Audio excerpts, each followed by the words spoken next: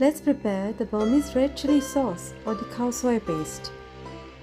For this sauce, let's use some good quality and fresh Thai herbal mix.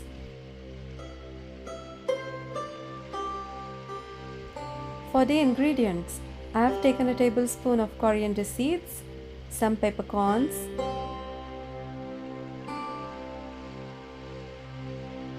two-inch galangal, one large onion, few bird's eye chilies, 15 cloves of garlic, 20 dried red chilies, the pandanus leaves from the Thai herbal mix, coriander stems and leaves, lemongrass shoots,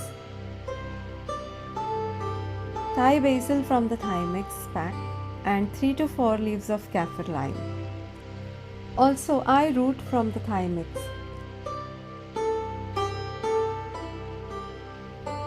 Soak the red chilies in water for 15 minutes.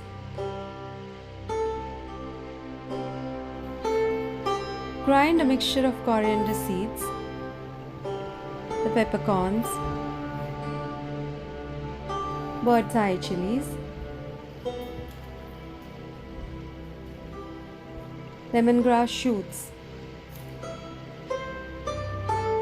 the eye root, peel it first, the Thai basil, the galangal chopped, kaffir lime leaves, about 3 to 4,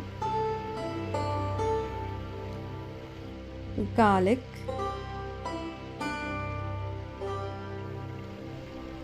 coriander stems, pandanus leaves, chopped onion, and the pre-soaked red chilies. And grind it all into a fine paste. It will last for more than one Khao Suey preparations. If you have a little more time, do try pounding the spices in a stone pounder or stone mortar and pestle. It will bring out the aromatic oils or its flavors.